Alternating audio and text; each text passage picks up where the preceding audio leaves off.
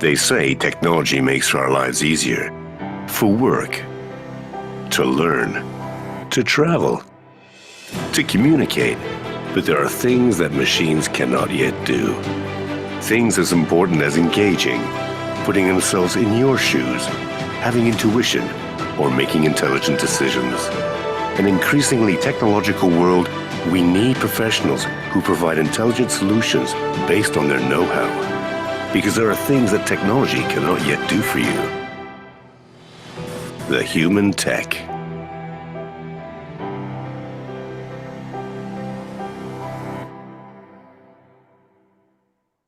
Good afternoon, everyone. Thank you very much for joining us today on the 23rd of October, 5:30 Madrid time. It is a pleasure today to talk and have so many interesting and professionals in the panel with this such an important topic about golden visa requirements, transferring money, using the money to invest it to comply with the golden visa, either property or investing in funds, Spanish umbrella with international public funds. I'm going to start introducing here the team. On one side, on my right, I have Kelly Cutchin from Money Corp in the US. Hello, Kelly. Hello, good morning, afternoon. Good afternoon here. We have Keving in Costa Blanca from Money Corp. Hello, Keving. Hello, good afternoon to you all. Then we have Romy from Heredia, Villalux. Hello, Romy. Hi, good afternoon. Rafael from Wealth Management in Mapfre. Hello, from Alicante, yeah? Hello, everyone. Then in the south part of Spain, we have Michael Davies from Almeria, Andalucía. Hello, Michael. And from Alicante office, Pedro Heredia. Hello, Pedro. Hola, Ignacio. Hello, everyone. Okay, well, and then we have Carmen as well in the background here trying to answer to all your questions today about probably questions about golden visa.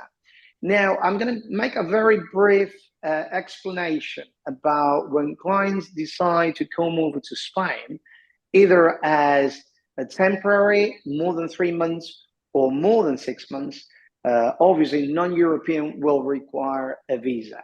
That visa doesn't necessarily need to be golden visa. In this case, we're talking about the golden visa, which I consider is a very attractive and interesting because you have the privilege to become even non-taxpayer. So that means you could stay for more than 3 months in Spain and less than 6 months only if you wish. If you wish to carry on and become tax resident in Spain, you only need to spend more than 183 days here in Spain. Right, once you decide to use this type of visa, obviously you already have the non-lucrative visa with different requirements. You don't need the investment on the property, neither on the funds. Once you have decided, then you will need to transfer your money from abroad to your Spanish bank account to either buy a property for more than 500,000 euros or even invest it on 1 million euros investment, which that investment, Rafael will explain, could be a variety of international funds, but only under an umbrella, Spanish umbrella, which is what the law complies. Now, if what we're going to talk now to start with is the requirements about golden visa, and briefly, Pedro, if you could please explain briefly in the two topics, what is it required, so then clients could understand all the path to achieve this result. Okay, over to you, Pedro. Okay, hello, everyone. Just to be brief, obviously everyone has heard or listened about the latest news about the golden visa that the government of Spain is trying to eliminate in some way. We still don't have a crystal ball to know what is going to happen in the near future or in the future in terms of it's going to be eliminated totally, it's going to be just eliminated the investment on property, or is going to be increased the value of an investment of which at this time is 500,000 euros, maybe to €1 million, for example, which the rest of the investments to obtain the golden visa, like the bank deposit, like investment on companies, like Spanish debt, more of them goes from 1 million to 2 million euros. So maybe the investment on property maybe is going to be increased in order to not to affect to the market, property market, which I understand personally it does not affect at all. Anyway, well, investment on properties in order to obtain a golden visa. In Spain, there are around 600,000 transactions on buying properties, and to obtain a golden visa is around per year. In order to get a golden visa, or those ones who apply with a golden visa is around 1,500 euro, 1,500 per year, more or less. So in terms of 13 years, it's been like 13 to 15, a little bit more probably of a golden visa applied and given. Obviously, investment, which means that you need to invest at least 500,000 euros cash. You will be able to apply for a mortgage, but obviously you need to invest 500,000 euros. I'll give you an example. Imagine that you buy a property of 850,000 euros. You will be able to put the cash on 500,000 euros and apply for a mortgage of 350,000 euros. So, and then you will be entitled to obtain the golden visa. So the investment needs to be a minimum cash. I mean, people has asked me, what if I apply for a mortgage in my country, my home country? Well, at least the property that you're buying do not have to have any guarantee, any loan, anything. I mean, no mortgages. It's cash that you bring from anywhere that you are coming from. Obviously, everything illegally. Apart from the investment, you need to show into the Spanish authorities that you have enough money to live in Spain without working. With the investment, which you obtain an authorization to be resident, you have authorization to work in Spain. But the Spanish authorities want to know that you have enough money in case that you decide not to work. Minimum is 28,800 for the principal applicant, for the principal who applies, and any family member, it is 7,200. So a couple will be around 36,000 euros per couple. In case there is children, it will be another 7,200 euros per year. This is not a payment. This is just to show that you have that money per year available as a minimum, obviously as much as you have better. And this is obviously the investment, obviously the financial means that you have to show that you have enough money, and then we need to show that you don't have any criminal records. In the last 5 years, you've been living in the US, or in the last 5 years, you've been living in Algeria, in the last 5 years, you've been living in South Africa. Well, we need a criminal records certification that shows that you do not have any criminal records, not just for the last 5 years, for anything that the certification may appear. We have cases from, for example, from UK, that in the last 5 years, has been resident in the UK, but appears some criminal records for 13, 14, 15 years ago. So it means that, and that's the rule, says that no criminal records must have in order to obtain the golden visa. And some other visas, not just this one, but is like that. So if you believe in the last 5 years in the UK or in the US, or if you have lived in two countries, imagine that you have lived in the last 2 years in the UK, but the 3 years before in Australia, then we need a criminal record of Australia and criminal records from UK. And then there are the three main requirements. There are so many issues, obviously, on this. And then we need to show that you have access to health. I mean, with a private insurance policy, or you have a right to obtain a right to to have access to the public health system. There are some countries that have a convention between those countries and Spain in order to get this public health system access. And but I would say that 95% of the situations, the first application starts with a private insurance policy. There are many companies. We work with Mapfre, which we understand is the best one on this, but obviously this is something that is a requirement. This is a must in order to include hospitalizations and without any co-payment. These are mainly, Ignacio, the requirements for golden visa. Obviously, a golden visa can be applied with if you buy a property properties with a company. Obviously, if you buy with a marriage, we need to be sure that the marriage is combined as a community of assets is the one who buys the property. For example, imagine that you buy a property, or a marriage couple buys a property of 600,000 euros, and the agreement that they have is that is separated assets. So private assets, each one of them. So it means that each one of them has bought a property of 300,000 euros. So any one of them will not be entitled to obtain a golden visa. So there are many issues inside the golden visa or the kind of visas in order to be sure that that will be entitled to get it. Okay, Pedro, thank you very much. I don't know if Michael wants to add something about golden visa, his experience in Andalusia. Michael, do you want to mention, or we will carry on? No, that's perfectly explained. We think the biggest sort of error that people make is the business of British people requesting the golden visa when they've purchased a jointly. They've purchased together, they purchased a property of 700,000 euro, an English couple, and they think they can get the golden visa when in fact they should have put it in just one name, requested the golden visa in that one name, and then claimed the spouse get a golden visa as a dependent. Pedro has explained it there. I think that's just very important because people keep making that mistake. We've seen quite a few people come to us to consult with us because they purchased in Marbella and now they've had their golden visa turned down, and for some reason it just keeps happening. So people need to be British people that seem to be the ones that are making that mistake. Okay, right. I'm sure we'll have some questions as we have in the panel with Vishal. Okay, because we're still on time. If you already invested property, well, the question, as Michael said, whether it's in joint name or individual.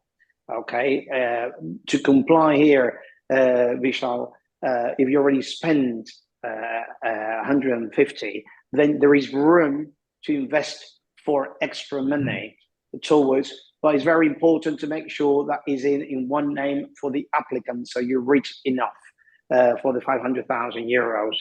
Okay, we could carry on with that. That's with regards to property. Okay. And it is very important. And the property, Pedro, I don't think you mentioned about that it has to be invested after 2013. I don't know if you did, but if you want to clarify that. I didn't mention, obviously, those investments that was done after October 2013 could be entitled in order to be added to the golden visa. Let's put an example, someone who bought a property, and we're talking about purchase price, acquisition price, not the value market of a property. Is imagine that someone bought a property of 300,000 euros in 2015, for example, will be entitled in terms of buying another property of another 200,000 euros to cover these 500,000 euros, and could be a garage, a land, and could be a commercial which has a tenant, another property which to rent. It doesn't have to. I mean, any property could be added. Okay, very good. Okay, well, then we're going to just think that we're going to go for the golden visa. We comply with the requirements, and now we need to transfer the money. We're still not sure whether we're going to do it with property, or probably we're going to go with the 1 million euros. The beauty of it, in a way, well, first of all, if you have the 1 million euros, it is that you don't necessarily need to buy a property. I know a lot of Americans don't want to buy, they want to rent to start with, and they want to test the water, and they want to know exactly what kind of environment, whether they like living. So this is something Rafael could explain to us, how possible it is for them to transfer their money into Spanish bank account for them to carry on investing the way they like. Okay, that's quite interesting, Rafael, for you to explain, because not everybody wants to buy a property in Spain. They might want to start renting, but they might say, I've got the money available, I could have a good return of my money, and I want that to give me the permit so I could live here in Spain. Okay, but now let's jump on, how do we transfer money? How easy Kelly and Keving is transferring money? And if you could explain a bit more about your experience with client. I know Kelly is in the US and Keving has been dealing with the UK. If you could tell us how the process could start, and then we could jump on to Rafael and Romy. Over to you, Kelly. Fantastic. Thank you so much. So just to start off, thank you so much for having me. As Ignacio mentioned, I am located out here in the United States. Money Corp is actually a UK-based firm, and we specialize in currency exchange and international money transfers. We've been doing this since the late 70s. We can do most major currencies. So although for the context of this conversation, we are talking about an investment in Spain, and my examples will be for an American buying in Spain, so US dollars to euros. Do keep it in the back of your mind that if it's actually someone from the UK needing to do sterling to euros, that's something we could support, or again, up to 120 other currency pairs, the same logic will apply. The first thing that we want to ensure clients do is that they shop around to get the best possible rate of exchange. Unfortunately, most clients around the world are still in the thought that their bank is going to provide them with the best exchange rate. And in most instances, that's just not the case. So first and foremost, we want to make sure that clients are shopping around and ensuring that they're getting the best rate of exchange. That's item number one. Secondly, you want to avoid fees where possible. Many times banks are charging fees that can certainly add up to facilitate an international wire transfer. Here in the US, most of the major banks are charging anywhere from kind of $50 to sometimes $75 per transfer. And what we find is that many clients need to do multiple transfers. They may need to put down a kind of good faith deposit, then a main deposit, and then a final balance. And then furthermore, they may be looking to bring over monthly pension payments or Social Security payments. So whilst $50 may not seem substantial in the first instance, when you start doing those on a regular cadence, then certainly we're talking about a chunky fee there. Money Corp can help, of course, get rid of those. Our clients never need to make international transfers, just to be clear. Having an account with Money Corp would be similar to having a multi-currency bank account. So again, a US-based client would only need to transfer US dollars into a local US dollar account. We'd, of course, facilitate the exchange into euros at that preferred rate, giving you more bang for your buck, so to speak, and then obviously delivering those euros to wherever they ultimately need to arrive. The euros could, of course, be placed in a personal bank account if you have a Spanish bank account set up. But if the funds need to go directly to a solicitor, an attorney, an investment fund, a builder, developer, you name it, Money Corp can certainly deliver payments to where they need to arrive based on your request. The next thing I just want to mention, which I think is really key, especially now as we're approaching November and we know what's happening here in the US in the next few weeks, the exchange rates are volatile. And one thing is for sure, there's always been a fluctuation between the US dollar and the euro, and that's certainly not going away anytime soon. And as we approach the US elections, we do think that there may be some larger swings than normal in one way or another. Just to mention, this morning, we've seen the US dollar strengthen. So we're currently at just above 1.07 USD to euro. So we've got lots of clients taking advantage of that exchange rate movement. But it is worth mentioning that we have the ability to lock into an exchange rate for up to 2 years. So whilst clients are starting to do their research and considering an investment, and they're basing their budget on the exchange rate today, but in reality, they may not actually need to move any money for 2, 3, 6 months, 12 months, etc. It's really key for them to consider locking into the exchange rate and eliminating that risk of the exchange rate moving against them between now and their actual investment date or closing date. So that's really key to understand. I'll just finish, I guess, with mentioning there is no cost or obligation to utilize a service like Money Corp. And we actually introduce every client to a dedicated personal currency exchange dealer. Almost every client that I speak to for the first time says, I'm nervous. I've never done this before. Well, of course you haven't. It's not like annually you reinvest in a property or you go out for a new golden visa every year. So oftentimes this is the first time someone is doing such a substantial international transfer. So we find it paramount that you have someone working on your team to educate you on the best practices to transfer money, and of course looking after your best interest when it comes to obtaining the best exchange rate. So by having that dedicated currency exchange dealer, I think that our private clients, especially in the US, really appreciate that benefit. Kevin, was there anything that you wanted to add? Kevin's obviously based in Spain, so we've got you covered no matter where you are in the globe for the most part. Yeah. No, I mean you've explained the process very thoroughly, but I think I would add in, when we're talking about such significant sums of money, that the company that does that has to have the pedigree, the background, the history, and the security. So as a company, we are worldwide. We stack up with any investigation, which I always, and Kelly alluded to it at the start, any investigation into who you're going to use, because that obviously is really important.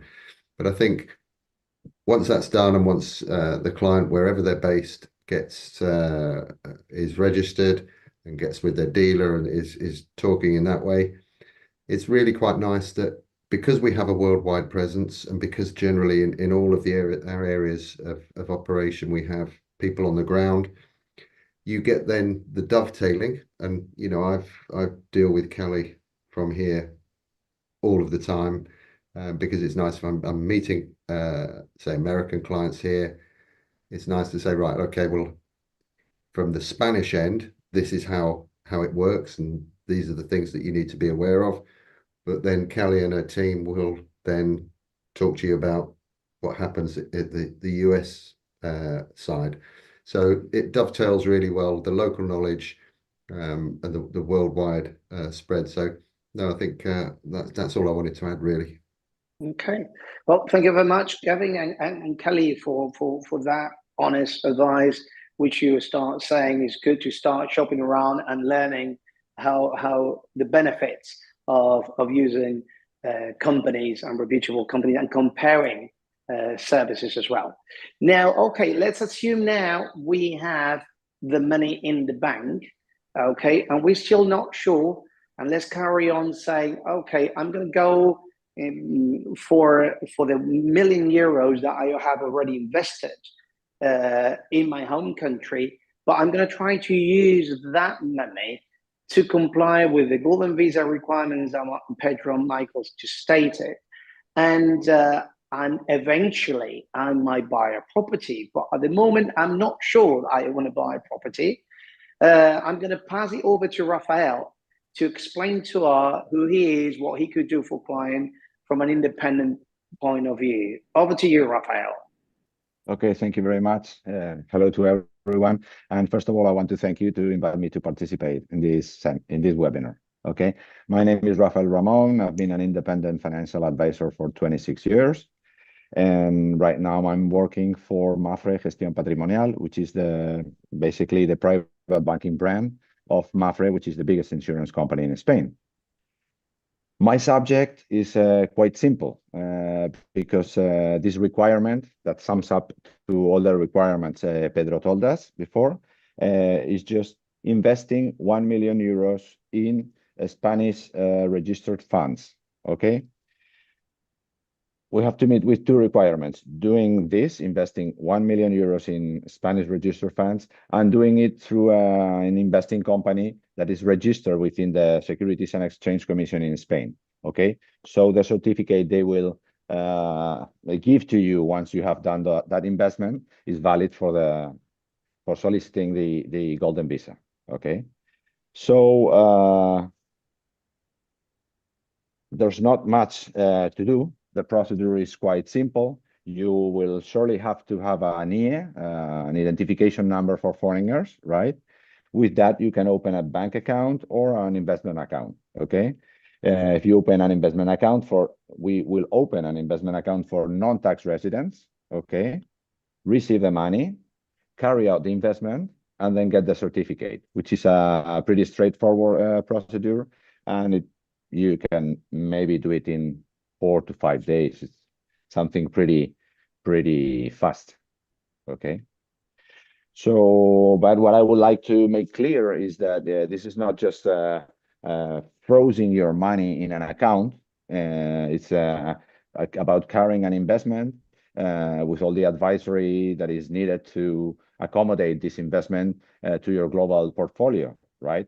It doesn't make sense to just put your money in whatever to comply with this 1 million euros. It's a money that is going to be at least 3 years blocked until we reach the renovation for another 5 years. So we should take that into account. We should take into account the situation of the customer, the global portfolio of investments they have, so we can complement his portfolio, replicate what he likes to have or what he has at home. That's the moment in which we discuss with the customer all his objectives, financial objectives, family situation, his global portfolio and everything, so we can accommodate that investment to fit their global financial goals. So, Rafael, just a question. So let's say I already have investments in the US or UK. Could I just, obviously, it will be transferring that into the Spanish account. And then they will, after the consultation with you, they will instruct you where do they want to invest. Is that correct? So they that's correct. Right. That's correct. We can okay. receive money and begin with from zero a new portfolio, or we can receive some assets in the form of whatever, mutual funds, stocks, or whatever, transfer them into Spain, and then we will have to change the part of those assets into 100 million euros of funds registered in Spain, okay? We used to have a lot to choose from in funds registered in Spain, but lately, well, not lately, last 10 years, most of the managing companies, fund managing companies, have their funds registered in Luxembourg, which gives them the ability to sell them all over the European Union without any hassle and without having to have each fund registered in each country, right? Mm-hmm. So now, to be truth, there's not that huge universe to choose from. We have to make a good pick out of the funds that are actually registered in Spain and are the only ones that give you the requirement to meet these requirements, right? But would it be possible, Rafael, to choose under one umbrella, one Spanish umbrella with one code, Spanish code, and within that Spanish umbrella, the client will choose the specific of the international funds day? Right now it's not possible to do exactly that. We are researching, and we are also talking with the tax authority because it would make sense, right? Something like you said. But right now you can do that through unit linked and insurance related investment, right? But the unit link doesn't have an ISIN code, which is what exactly the law says. The law is asking for a Spanish ISIN code. Mm-hmm. And that it's only some financial products and stocks and debt and mutual funds, but not an insurance umbrella, because that would be the ideal solution. I give you an umbrella under this Spanish law product, which would be a unit link, and then you choose like the funds you have at home, and we can reply your portfolio, and then you have it all covered. This is yet to be determined, and right now we only have the choice to make a pick between all these registered funds in Spain. Anyhow, investing in Spanish funds doesn't mean you have to be invested in Spanish stocks or in Spanish companies or even in the Spanish stock market. Okay, we have funds registered in Spain whose investment policy is 100% stocks US. Okay. So no Spain at all. Okay, we have global funds that might have a 2 to 10% in Spain and rest of it in the rest of the world. Right. Okay? Right. So we it is have a lot to choose possible. from. Yeah. We have So a lot it to is choose possible from. for somebody to be abroad to think their own because they have a lot of financial culture and they really want specific. So probably you might accommodate. Is it easy to have a accommodation to that into a Spanish sure. fund? It shouldn't be too difficult, correct? No, not too difficult. Okay. And well, that's a thing to talk with the clients. Actual client, right? Because if we don't find exactly everything he would like to have, we can combine what we can find here with what he already has at his home country. Okay. Yeah. So if you want to have a bigger weight for some market, we can do it combining the actual portfolio at home with a portfolio that he has to invest in Spain. Okay. Well, there are ways to work around it. Okay.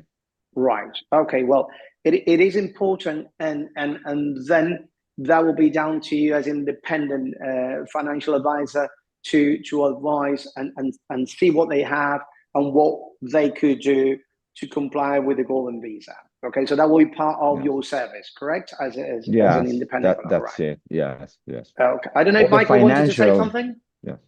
No. It's all perfectly explained. We've not done any golden visas outside of the property market. Our one, the 500,000 euro requirement, obviously it's lower, so that's what we've been doing. I may have to speak to Rafael because there may be the odd case where this will happen, but up to now we've always done property. Actually, we have done, Michael, not a lot, but enough, right, with investing. It really needs somebody hands-on to understand their financial background and what the golden visa requirements needs and what we need and what they could find, as Rafael said, from this market. I think having Rafael on board is great because people could understand and shop around and see what complies and what doesn't. Sometimes, Michael, banks takes on the latest one we had. It was on a bank, and you just contact the bank and they do their own investments on whatever they think is good. I think Rafael gives a bit more because it doesn't sell a bank or Mapfre funds. He advised on whatever they want to choose, complying with the golden visa. So I think this is good. But Michael, in general terms, people did end up going to the bank and probably put a deposit down. And I didn't see it was very lucrative for the client. So this way, I thought it brings more information to them. Right. Then, we'll say that Rafael said we could have to have it blocked in. But let's say for some reasons you want to change, you invest €1 million, and then you found the house and the property of your dream. I'm going to ask Romy to show us around a little bit what kind of, in this area, Michael, we could find, especially in Heredia, about 500, just to give us. And then you could, Michael, talk about the due diligence on the conveyancing, just the bits and pieces for you to advise what you recommend to clients for the conveyancing service. Okay, over to you, Romy. Okay, hi everyone. Thank you for the invite, Ignacio.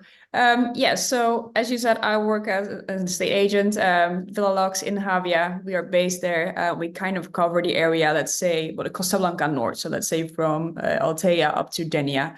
We are a British-owned company, so we have a large history with British clients buying, selling. And we've really noticed over the last, let's say a couple of months, basically since that news or the rumor came out about the golden visa, that there's more British people again actually coming, or a few more at least asking, like, I have to buy now because I don't want to take the risk. I'm not going to be able to have this golden visa anymore. And of course, we're talking about the 500,000 euros mark, and I mean it's quite hard to say Spain, what you can get for it, because of course every area has their own price points. Coincidentally, I was talking to an agent from Denia, which is just one town over, yesterday, and he was already saying like, look, I think in Denia the prices are about 20% lower than in Heredia. And literally it's like a 20-minute drive. So that's how different it can be. Of course, when you go more down south towards Torrevieja, it's a lot cheaper. Marbella, of course, is a lot more expensive, and the cities as well. But I can definitely give you a bit of an idea of what you can get in Heredia for this 500,000 euros kind of price point. Just sure. Do you have something, Romy, to share? Oh, Definitely. That's great. Here we go. Yeah, so this is just part of our website. Basically, the properties from 500,000 euros to 650,000 euros. So on average, what you could say, I mean, this is a good example. This is a property, 3 bedrooms, 2 bathrooms. As you see, the plot size is around 700 square meters. Let me see. I think this is just in a way for me to click through. And this property has some nice views, definitely. This is what you can think of. So it's more so like a traditional property. You won't get anything very modern and luxury for this price, of course. It would need some work in most cases. But it is, you could move into this, and of course, little by little, do some work. Again, if you would go a little bit more down south for this price, you would be able to get a lot more, as in a lot more modern things. Another example is right here. So this is really close to the golf club. This is a 4-bedroom property. This one is still very traditional, but the location is just very good. And of course, that's the reason why the price points are a little bit the same. And these are all just around this 500,000, 550,000 euros mark.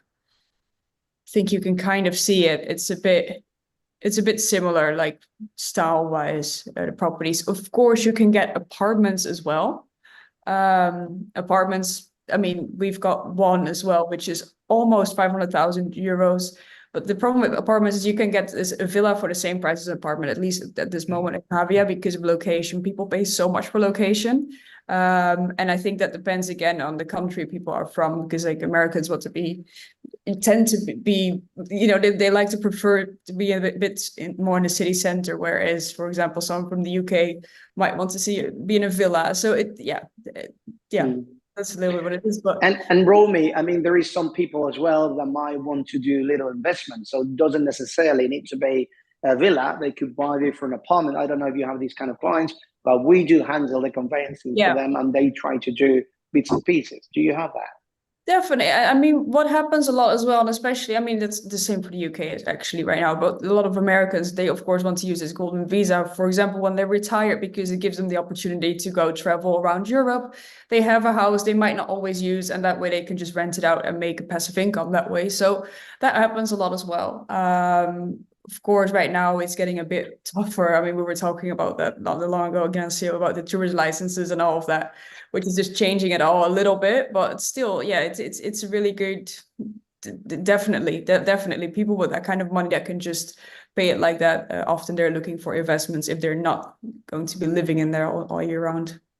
Yeah, I mean, we did cover on the webinar, on the previous webinar, about the touristic license, about this community. Every community has different license, but I still think there is a market for the short terms and long term. If you still don't have the touristic as an investment, doesn't necessarily need a touristic license to make money out of your investment as well. Okay, I'm going to pass over to Michael to avoid running out of time. Michael, what are the pitfalls and recommendations you will do when buying a property in Spain? Over to you, Michael. Thank you, Ignacio. Okay, I haven't got very long, so I'll just go quickly through the process. Before you go, Michael, before you go, could you please put in the chat your email and the speaker's email, just in case they might do private consultation with you guys, or just put in the chat here, because it's quite interesting webinar and we might be running out of time. So sorry to interrupt, Michael. Over to you. No problem. Okay, so for those that don't know me, my name is Michael Davies. I'm a Spanish lawyer. I operate further south than Ignacio. I'm down in Andalusia, and we have offices in Oaxaca and Marbella. We don't go outside of Andalusia for conveyancing work. We do it for inheritance work. So I've been handling purchases for just over 30 years now. So I've done a few. Okay, so basically, if you want to buy a property in Spain, one of the things that I'd start looking into, even before you find the property, is try and choose an independent lawyer to help you through the process. You need someone that's going to help you with the actual purchase, but you want him to be able to do with all the associated matters like opening your bank accounts, NIE numbers, power of attorney. They need to know a minimum amount about probate for expats, because you'll need some advice on estate planning. And if you can find if that firm can actually handle your annual tax returns as well, that's definitely a plus. I like people lining up the lawyer before, because once you find the property, you'll fall in love with the property. And regardless of whether it's true or not, sometimes it is, you're going to feel a lot of pressure from the estate agent to sign as quickly as possible. So it's nice just to have that lawyer that you can immediately call, and you already know who he is, and you've sort of settled on the terms with them. The only way we don't recommend that you choose a lawyer in Spain is by going purely by the lawyer that's been recommended by the estate agent.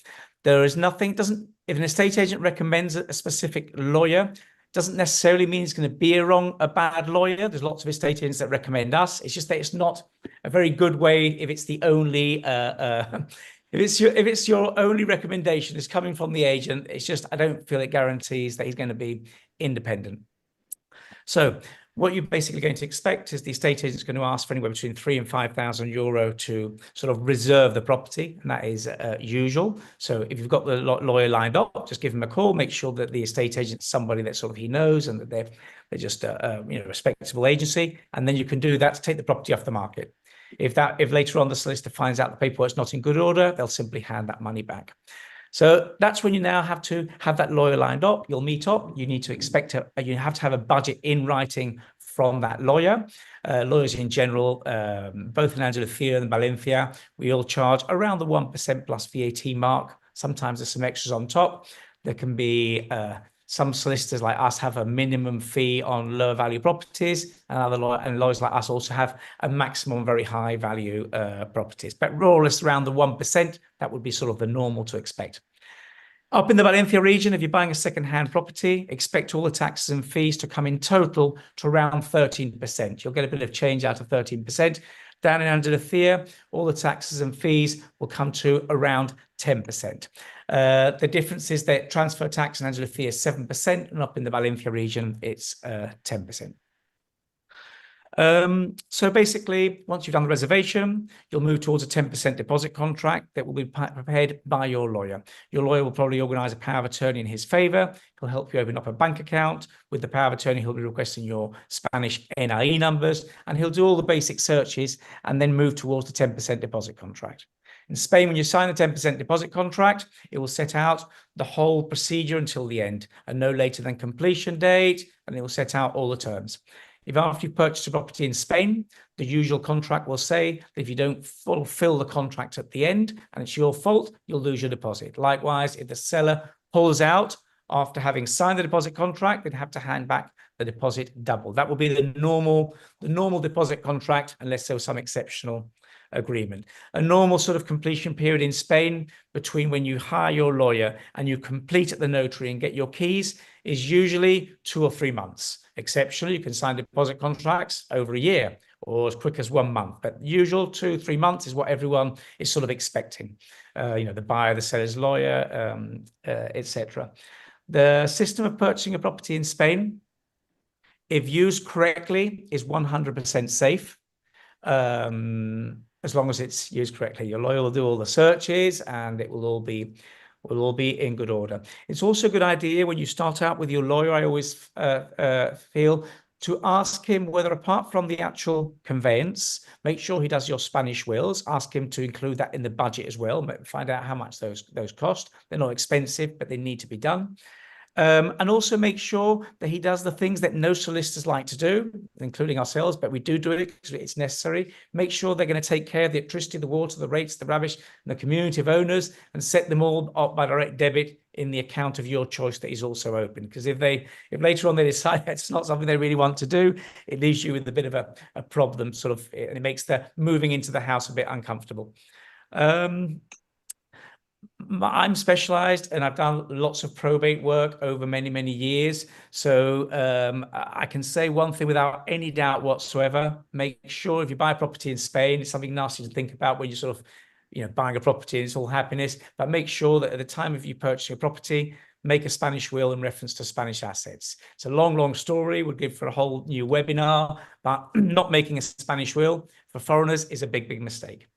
What else is there? Well, it's as far as buying a property in Spain, Valencia region has just joined Andalusia in having very generous exemptions for inheritance tax for spouse and descendants. Basically, in the Valencia region now, if you inherit from your spouse or your parents, you will pay no inheritance tax, like in Andalusia. Didn't used to be that way. Now it's a very good deal. Something different would be what happens in your home country. That will be another room for another webinar. But that I find is very attractive. In the old days, Ignacio knows very well that they lost a lot of clients to our office because people realized that in the Valencia region, inheritance tax was much higher than in Andalusia. That has now completely disappeared, the difference now. And now we all fight for our customers on equal terms. I think that's it in a nutshell. Ignacio, unless something specific that you'd like me to talk about regarding. Okay, that's very good. Thank you for the contact details. I think we have everybody in the panel already. I don't know if you want to add something else, Michael, in your email or your telephone number. Okay, I just took the liberty as well to share with you in the library is about Golden Visa and a download file for you to do it if you want the Golden Visa guide, just to have it all on writing. I know that's a lot of information and might help you to make a decision. Important thing here to mention is that I don't know if Pedro wants to add something here. Apparently the government mentioned that they want to change, but from the day he appeared in the media, we never heard anything back again, Pedro. And I still think that so far, well, obviously we are processing Golden Visa on a daily basis still. We don't know when will be the very last opportunity, but if somebody is really committed to, they could still do. I did share with them Pedro, the website on the updates, but I don't know if you want to mention something, Pedro. About that. About that. At this time, Ignacio, is a good point. As I said before, at this time, the government has instructed one of the areas of the ministry in order to inform and argue why the Golden Visa is affecting for access to young people to have access to property.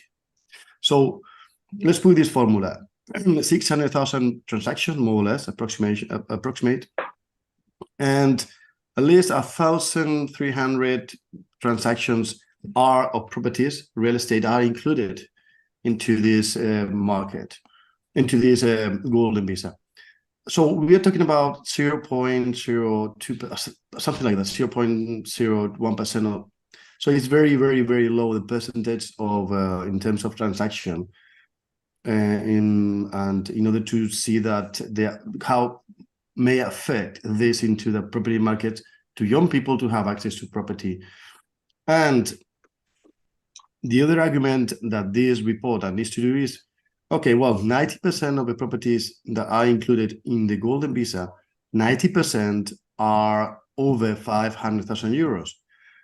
Because obviously, as I think it's been said, that anyone can buy 2 properties, 3 properties, 5 properties over 100,000 euros, or at least covers 500,000 euros. Any investment, it was said, from the October 2023 and 13, actually it's from the 29th of September 2013, any property bought from that date can be included in the Golden Visa. So it means that 90% of the properties that are included in Golden Visa are over 500,000 euros, which it doesn't have any sense, in terms of, okay, young people that want to have access to buy a property, and they never take account of those properties more than 500,000 euros. So the report that we will see and we will read in the future, in order to argue that the Golden Visa is affecting to the market or property market, I think it's going to be difficult. But, well, the government is on this way. We don't know if it will happen or when, if it's going to happen. But obviously, we will be updating everything to our clients. Okay, thank you very much, Pedro. Right, any topics, Kelly, Rafael, or Romy, Keving, that you would like to add from your experience? Any other further comments you would like to add into the panel? Kelly, anything from your side, from the other side of?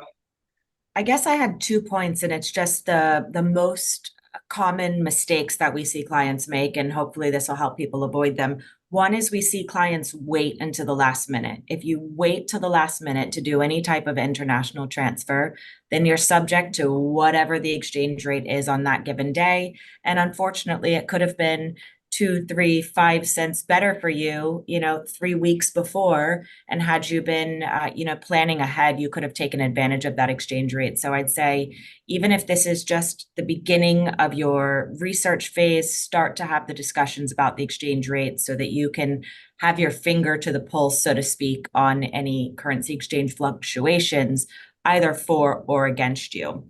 The second really important thing that we see clients do is they leave funds in their home country bank accounts. And unfortunately, once they relocate to Spain, as an example, they aren't always able to easily access the funds that they've left behind.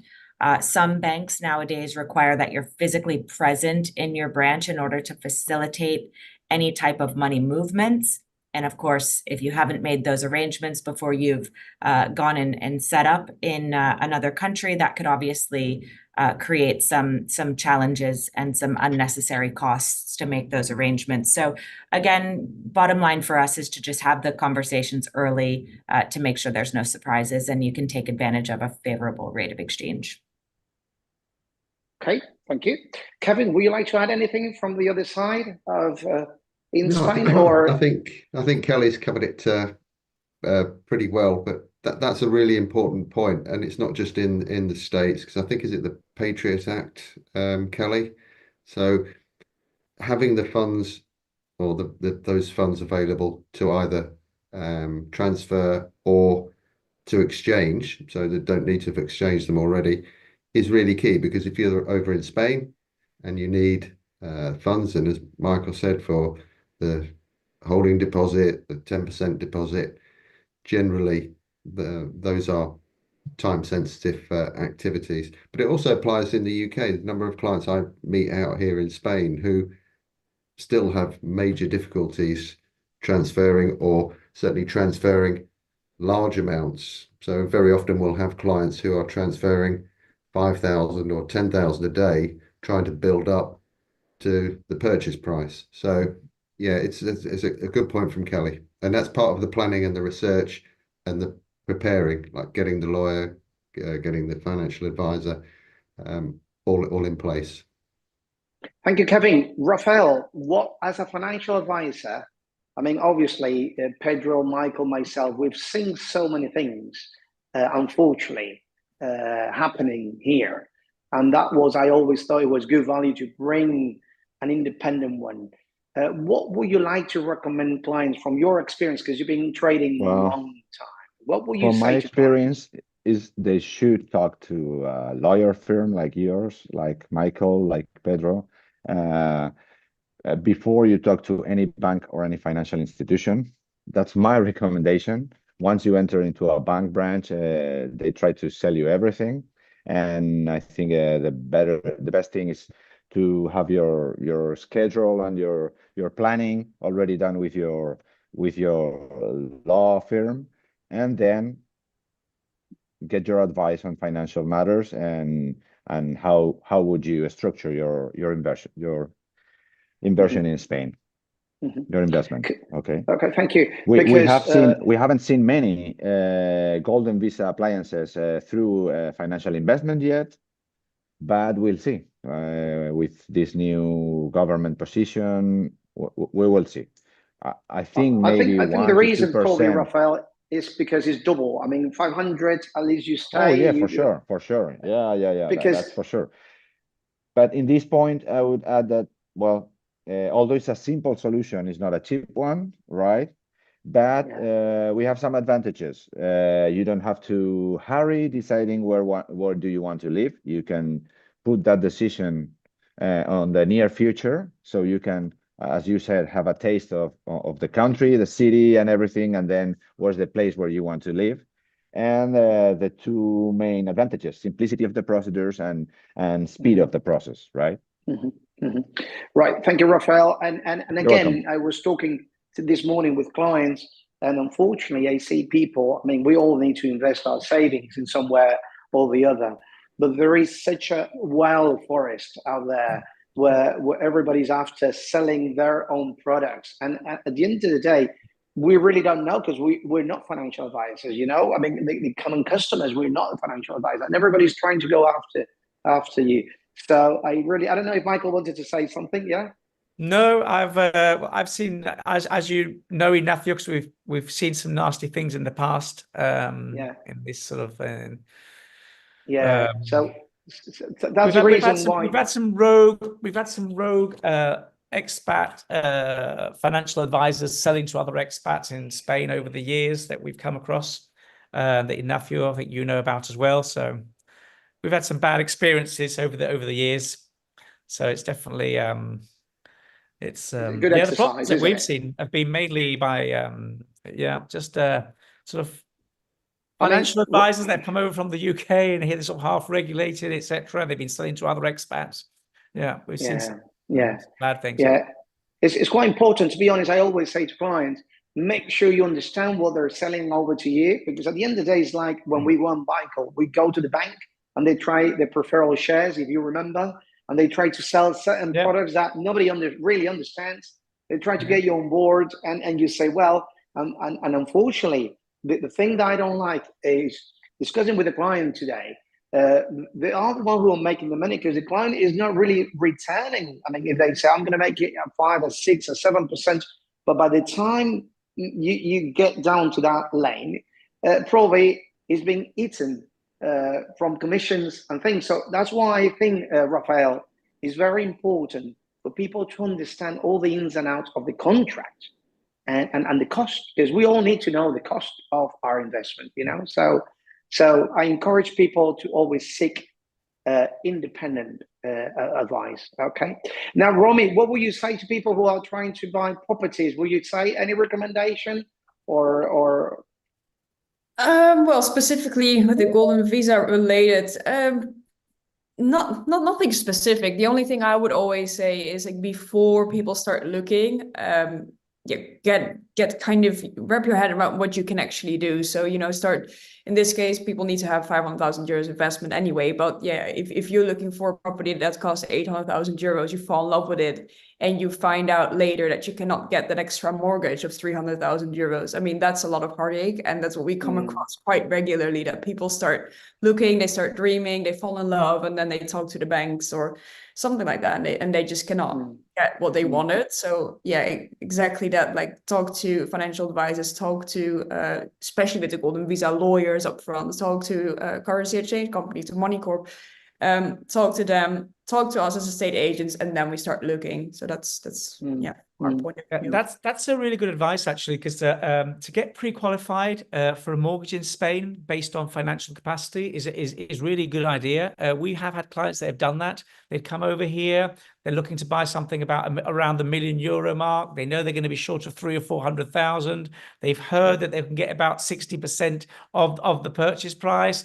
So they go into the bank first and they get pre-approved, and those dependent later on the valuation of the property, but just to make sure they've got enough proof as far as income, etc., to that if the property is valued high enough that they're going to qualify for the mortgage. And we're finding more and more people are actually doing that. But every now and again, there's someone that as you say, if they fall in love and in reality then their paperwork's terrible regarding their proving their financial capacity, and then they just don't get the mortgage, and by then they've been pressured into putting down a deposit and it gets messy.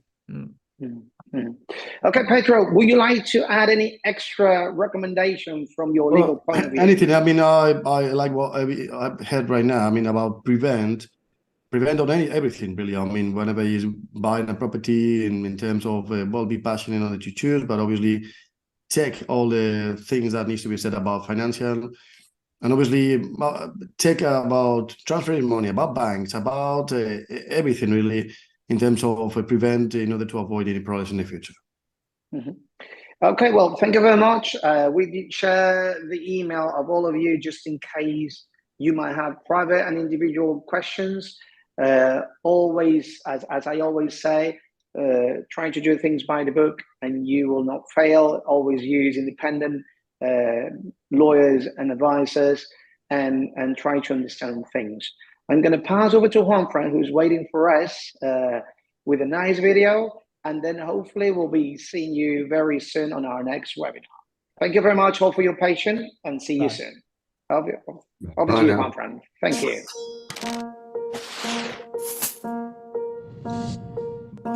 You're new to Spain and in need of legal help. When you're in a country that is foreign to you, you want someone who speaks your language, who understands you, and who will have an answer to all immigration and nationality matters. At Pellicer and Heredia, you can count on a specialist in international law and a multidisciplinary team that can help you handle all the necessary formalities. Do you want to take advantage of the Golden Visa program? We will help you obtain the residence visa for investors through the purchase of a property or via a business project that you're looking to develop in Spain. Do you need a residence permit? Obtain it for non-profit purposes or through family, work, study, research and training purposes. If, on the other hand, what you are looking for is a renewal, we take care of the whole process, so all you need to do is leave your fingerprint. We also deal with re-entry permits in the case that you want to leave and return to Spain. And of course, we help you obtain the certificate of registration as a European citizen, the foreigner's identity number, Spanish citizenship, and the certified translation of documents in all languages. Because at Pellicer and Heredia, we know that speaking your language is the only way to gain your confidence. Trust that we repay with 2 words: professionalism and commitment. Pellicer and Heredia, international lawyers.